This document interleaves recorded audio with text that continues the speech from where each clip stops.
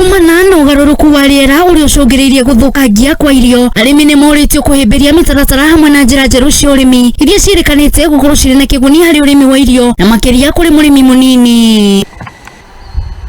Ndegwa Muriithi kuria ni murimi kuma mwena wa Oljororok niatugiritie urimi uyu akiuga urimi wa Taiirini no ikare miaka 5 nginya 10 kuona ati wira wake no kugerera thumu Taiirini ici. My name is Ndegwa Muriithi. I'm a farmer here in Nyandarua in a place called Oljororok. In Oljororok there's a place called Gabanji. That's where we are today, and we are at this hour looking at a new method of farming, a very useful method. It is new to many people, but it's actually quite an old method, but it's very useful.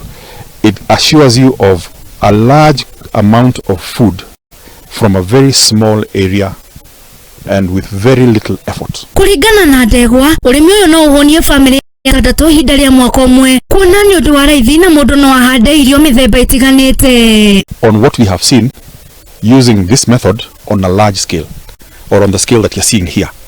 And we want to increase the amount of land under this method of farming, because we have found that it can feed a huge population from a very small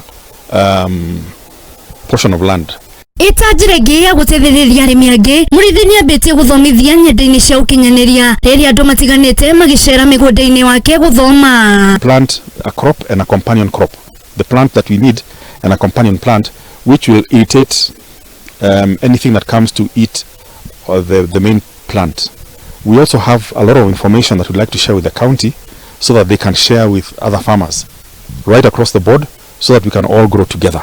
MCA wa Nyandarua Karol wangu ni atugiritie undu uyu akiuga yuthi no mayukie githomo kia urimi kuona marendekana o marute wira munini na matunda maguo ni muingi na niguo mateithiririe kuhingia mabataro mao muthenya. Generation ndogo wanatakanga tu ile maneno ati hiyo white collar jobs, lakini sasa furaha yangu ni kuona hata wao wameitikia mikono yao ikuwe michafu, wanaingia kwa mchanga, wanalima, alafu wanaanzisha biashara zao. Kuringana na murugumiriri munene wa Gukinyaniria Boniface Musembi, mubango uyu ni uguteithiriria arimi akimuria kuyukia mitaratara itiganite ya urimi niguo kuongerera maciaro mao. The Cascade project is being implemented by the Global Alliance for Improved Nutrition and Care with funding from the Dutch government in 3 counties of Nyandarua, Nakuru and Nairobi.